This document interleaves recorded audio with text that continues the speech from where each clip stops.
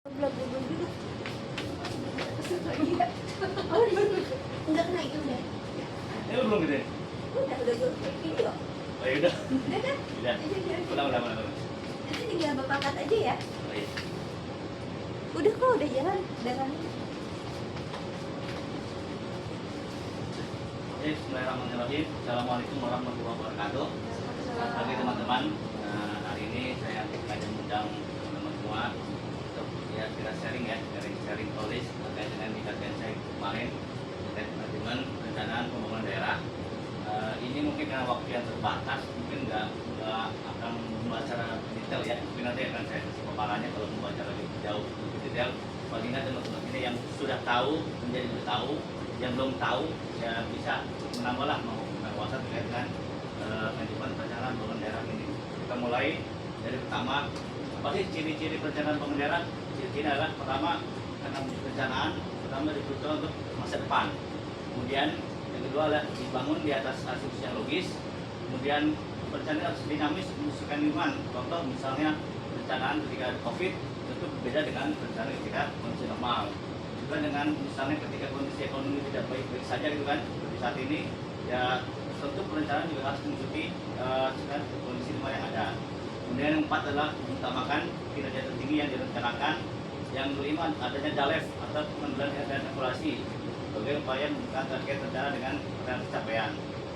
Next, apa sih manfaatnya gitu kan? Apa sih manfaat perencanaan bagi bangunan? Pertama, adanya pijakan dalam pelaksanaan bangunan. Karena tanpa adanya perencanaan yang baik, tentu kita tidak akan tahulah fondasi dari mana mau merencanakan, kemana arahnya dan bolanya siapa gitu kan. Yang kedua adalah efisien dan efektif dalam sumber daya. Salah satu alasan dari perencanaan adalah karena kita minimnya sumber daya. Tentu kalau kita sumber daya kita banyak itu kan, kita tidak merencanakan, kita bisa melakukan segala hal yang kita mau. Tapi dengan adanya sumber daya yang terbatas, mau nggak mau kita harus memiliki perencanaan yang baik gitu loh, sehingga apa sumber daya ada itu bisa dimanfaatkan dengan efektif dan efisien. Kemudian dengan perencanaan dapat memaksimalkan hasil pembangunan. Yang lain adalah akuntabilitas atau pertanggungjawaban pelaksanaan pembangunan. Ini masalah antara lain adalah manfaat dari perencanaan bagi pembangunan. Kemudian next, nah inilah secara garis besar dokumen perencanaan yang sesuai dengan Undang-Undang Nomor 25 Tahun 2004 tentang Sistem Perencanaan Pembangunan Nasional. Jadi bisa dilihat di sini ada tiga tahapan. Pertama adalah jangka panjang itu 20 tahun, kemudian jangka menengah adalah 5 tahun, dan jangka pendek adalah 1 tahun. Untuk jangka panjang nasional adalah RPJPN. Nah, ini baru dimulai ini 2025 sampai 2045. Ini berarti baru starting tahun ini. Jadi diharapkan 20 tahun ke depan kita sudah punya RPJPN yang boleh 2045 adalah seperti kita tahu adalah Indonesia emas kan. 2045 adalah Indonesia emas. Kemudian turunan dari RPJPN ini adalah RPJPD. Inilah RPJPD untuk Provinsi DKI Jakarta 2025 sampai 2045 tentang penjabaran dari apa yang ada di RPJPN. Kemudian turunan dari RPJPN ini adalah untuk nasional RPJMN, Rencana Pembangunan Jangka Menengah Nasional 2025-2029. Dan turunan ke provinsi adalah RPJPMD 2025-2029. Nah inilah yang diturunkan ke perangkat daerah masing-masing yang kita kenal dengan nama Resra. Teman-teman yang kita tahu Resra ini adalah turunan dari RPJMD Provinsi DKI Jakarta untuk 5 tahun ke depan. Nah ini karena 2025-2029 pas banget sesuai dengan judul yang terpilih tahun ini. Kemudian turunan dari RPJMD adalah RKP untuk nasional, yang untuk Provinsi DKI adalah RKPD, Rencana Kerja Pemerintah Daerah. Nah turunan ke kita ke daerah adalah Renja. Nah ini yang kita buat di setiap tahun. Renja ini adalah turunan dari Rensa ini turunan Rensa perangkat daerah, turunan adalah Renja. Ini adalah 5 tahun. Nah ini adalah turun diberikan dari tiap tahun. Kemudian next, nah ini kalau boleh adalah garis besarnya sinkronisasi perencanaan pembangunan nasional daerah.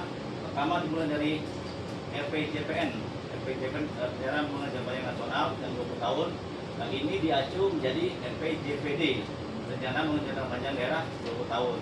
Nah, untuk nasional RPJPN ini akan menjadi RPJMN yang untuk 5 tahunan.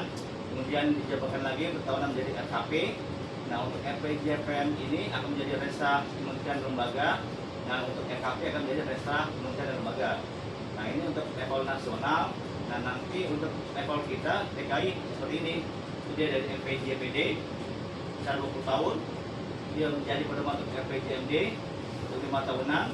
Nah, ini RPJMD akan menjadi bahan untuk ekstra SKPD untuk 5 tahunan.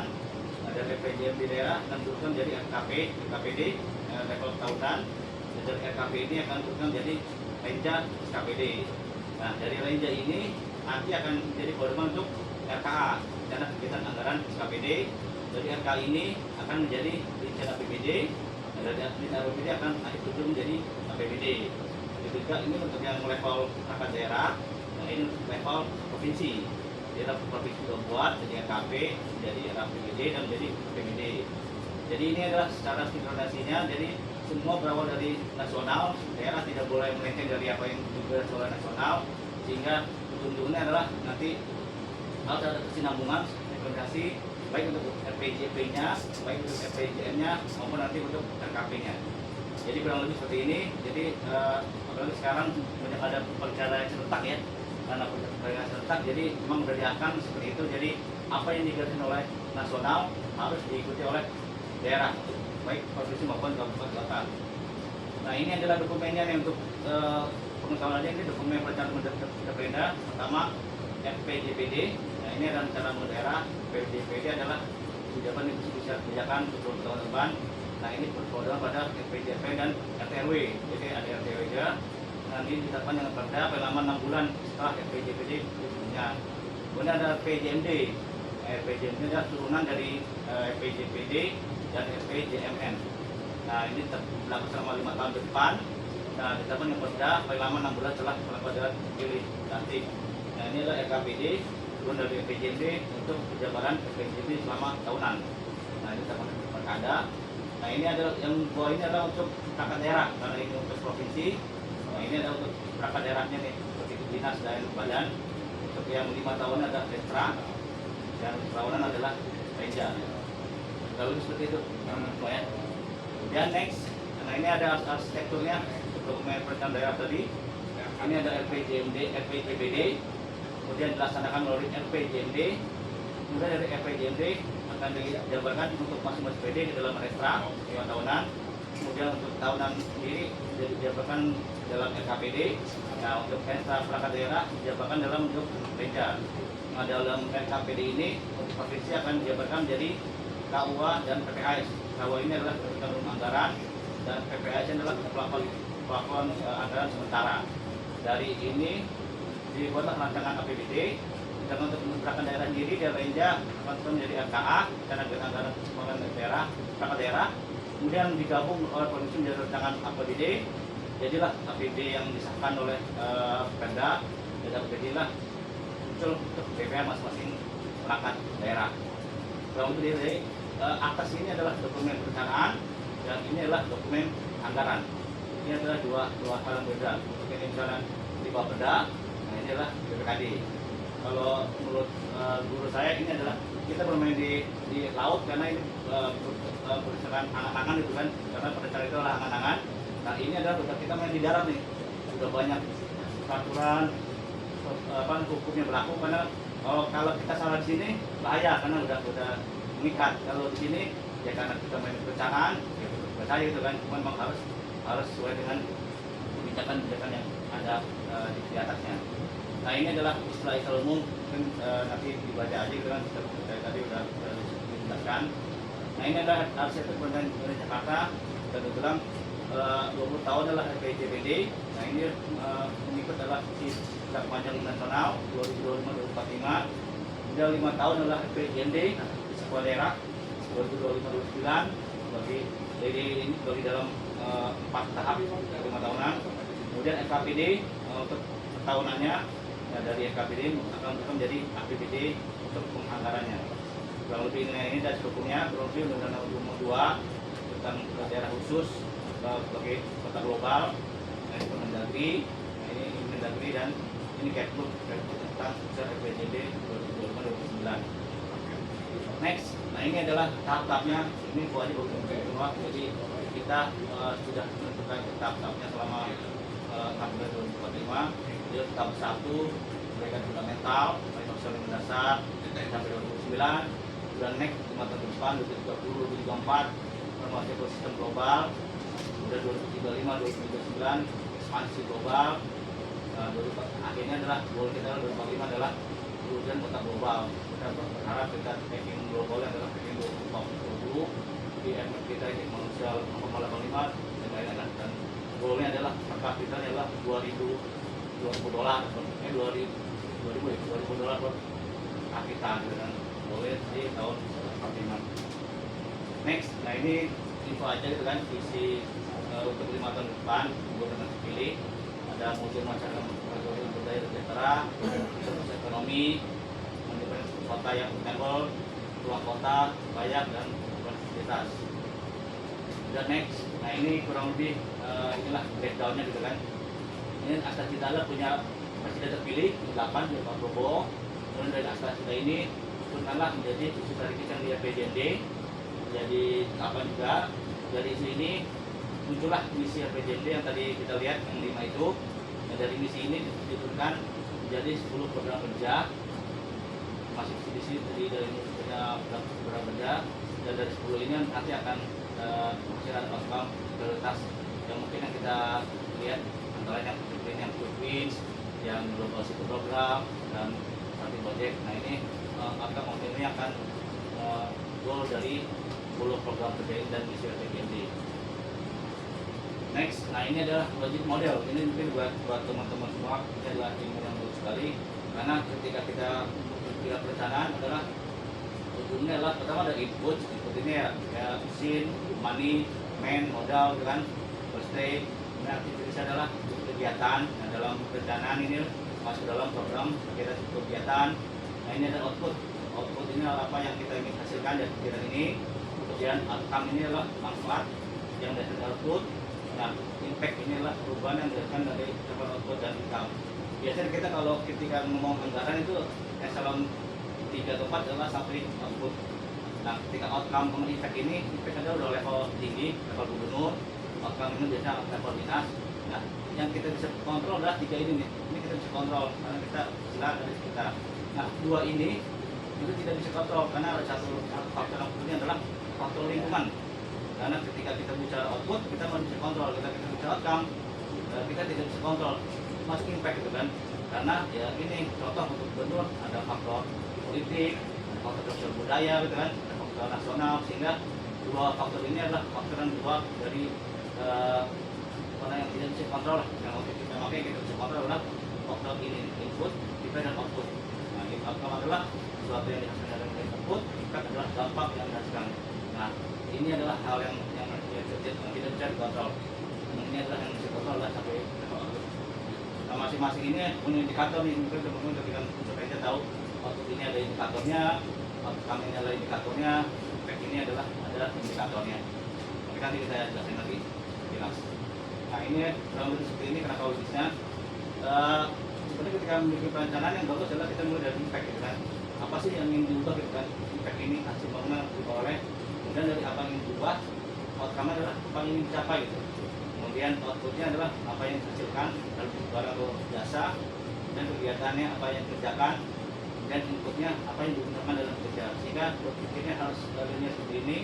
Kita harus lihat atas, baru top down gitu, ke bawah. Karena selama ini kita bikin kalau dari bottom to up gitu kan.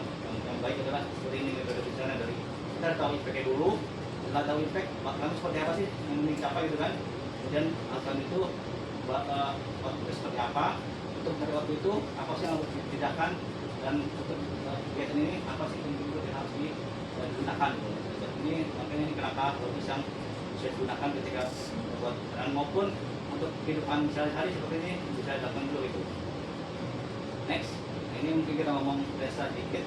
Nah, perangkat daerah. Nah ini desa seperti tadi bilang awalnya adalah dari sasaran RPJMD, kemudian tujuan dari tupoksi dari perangkat daerah sendiri. Jadi tujuan itu di cascading menjadi sasaran, dari sasaran di cascading menjadi outcome, dan outcome ini cascading menjadi output. Nah, output ini adalah nanti akan dijalankan dalam bentuk program gitu dan kegiatan perangkat daerah. tentu ini semua harus melihat juga terkait dengan arah kebijakan PPJMD-nya, terus isu stabilitas lainnya, arah kebijakan, sehingga semua ini saling terkaitan. Dan SPK ini norma sistem prosedur dan kriteria yang berlaku ini paling sering digunakan yang berbeda dalam ngomong perencanaan dan lain-lain. Kemudian next, nah ini ketentuan program. Jadi seperti saya bilang awal saya itu dibuat pertama menentukan tupoksi dulu. Tupoksi itu apa sih? Dari tupoksi itu kemudian program jadi tujuan mata daerah. Tujuan itu dan di cascading lagi jadi sasaran. Dari sasaran di cascading lagi menjadi outcome. Outcome ini biasa bentuk program tata daerah, makanya outcome ini levelnya di kualitas program. Dan dari outcome ini program jadi output ini dalam bentuk kegiatan dan ini biasanya main di level KPD, Sudin, level PT, juga main di output. Jadi itu kalau lebih. Kemudian next adalah ini study case, tapi itu aja sebagai data 2023-2026. Ini kita belum dapat ya, bisa 2025, 2045 dan sedang susun. Kita pakai case-nya yang sudah ada aja dasarnya. Jadi 2023-2026 tujuan dari Citata kita mengikut dari tujuan MPD DKI Jakarta, yaitu regenerasi kota yang berketahanan dan berkelanjutan. Sasarannya adalah pembangunan infrastruktur dan layanan dasar kekuatan yang berkualitas. Nah, dari MPD Jakarta ini kemudian diturunkan menjadi tujuan dari dinas Citata, yaitu tujuan satu adalah peningkatan sertifikasi bidang tanah di kawasan permukiman. Kemudian dari tujuan ini sasarannya adalah penyelesaian administrasi pertahanan untuk kampung kota. Nah, ini adalah strateginya untuk mencapai sasaran dan ini adalah arah kebijakannya. Kemudian next, ini adalah tujuan buat. Tujuan buat adalah ikut pada sasaran yang berikutnya, perbaikan pola aktivitas dan mobilitas melalui pengembangan kota berbasis transit. Nah, dari atas FPD ini kemudian diturunkan ke dinas data menjadi tujuan 2, yaitu penataan ruang yang berkelanjutan mendukung pola kota berbasis transit. Dari tujuan ini sasaran adalah peningkatan kualitas bencana dan hujan tertib tata ruang sistem pusat pelayanan berlanjut transit. Dari sasaran ini kemudian cascading, strategi ini adalah ini untuk mencapai tujuan sasaran ini kurang lebih seperti ini arah kebijakannya. Kemudian yang berikutnya tujuan 3 adalah mengambil sasaran FPD yang 3, yaitu pemulihan ekosistem kota dan pengembangan ekosistem karbon. Nah, ini tujuannya adalah peningkatan penyelenggaraan momentum yang kualitas lingkungan. Sasarannya adalah pemenuhan bangunan gedung yang memenuhi kaidah bangunan gedung hijau dan ramah disabilitas. Nah, ini adalah strateginya, dan ini adalah arah kebijakannya. Untuk tujuan ada 3 loh ya, tujuan ada 3, sasaran juga ada 3 untuk di Citata untuk 2022-2026. Nah, ini adalah contoh dalam bentuk tabelnya ya. Kalau tadi bilang ini adalah tujuannya, ini adalah sasarannya, nah, ini adalah indikatornya nih. Mungkin ketika teman-teman usul yang tahu, ini adalah tujuan keduanya, ini adalah indikator tujuannya, dan ini adalah sasaran, ini adalah tujuan indikator sasaran, dan ini adalah tujuan ketiga, ini indikatornya tujuan, dan ini adalah sasaran ketiga, dan ini adalah indikator untuk sasaran ketiga. Begitu. Nah, ini seperti tadi saya bilang dari tujuan sasaran turun ke program kegiatan outcome. Untuk di Citata itu ada 4 program. Ya, ada 4 program. Program pertama adalah program penata guna tanah. Ini datakan ini yang masyarakat dan kegiatannya seperti ini, perencanaan bangunan. Kemudian program kedua adalah program perencanaan menata ruang. Kata program adalah misalnya sekarang kota transit. Nah, ini kalian ini mungkin ada di level dinas nih, kayak kita nggak ada gitu kan, PT. Lihat program ini ada turunan di level Sudin. Contoh ini nih, penerapan cara tata ruang wilayah dan promosi. Ini kita turunkan nih ke level Sudin. Kemudian untuk yang level 2 juga diturunkan ke level Sudin. Nah, kita ketiga ini juga level ke level Sudin gitu, kembali ke Citata. Kemudian untuk program ketiga adalah program penunjang usaha Pemda, indikator indeks kepuasan. Nah, ini jadi dari beberapa kegiatan ada 6 masalah 6 kegiatan. Ini hanya di dinas, hanya di sekretariat terkait dengan perencanaan anggaran. Dan ini yang turunkan ke hampir semua studi PT, indeks kepuasan layanan keuangan, indeks kepuasan umum, bahwa saya ini yang jadi semua nih. Jadi yang program ini hampir sebagian besar 5 poin ini diturunkan di level Sudin. Kemudian yang terakhir adalah program tata bangunan. Nah ini disatukan adalah yang gedung tenis. Ini kegiatannya dua, penetapan pengunjung. Nah ini juga diturunkan di level Sudin. Dan yang kedua adalah penyelenggaraan bangunan gedung mulai dari kota. Kemudian izin IB dan SLF. Yang dengan indikator adalah kemudian PBG, SLF, CPA dan lain. Nah ini juga kegiatannya diturunkan di level Sudin. Gitu. Demikian sharing knowledge dari saya, semoga bisa menambah lah sama wawasan teman-teman semua. Mungkin kalau ada pertanyaan berikutnya bisa didiskusikan nanti gitu kan. Palingan nanti kalau butuh materi yang lebih banyak akan saya berikan, karena nggak mungkin saya memberikan materi 6 hari gitu kan dalam waktu 15 menit. Tapi nanti kalau teman-teman butuh diskusi ada apa dengan SPD, kita bisa diskusi bareng gitu kan. Kita diskusi bareng, kita ngobrol, kita mungkin kalau misalnya saya nggak tahu dan nanti kita bisa coba tahu ke teman-teman lain, kemudian ke Bapeda. Demikian ya teman-teman semua ya. Terima kasih atas waktunya. Mohon maaf kalau ada kekurangan. Kita tutup. Assalamualaikum warahmatullahi wabarakatuh. Mau tong gimana?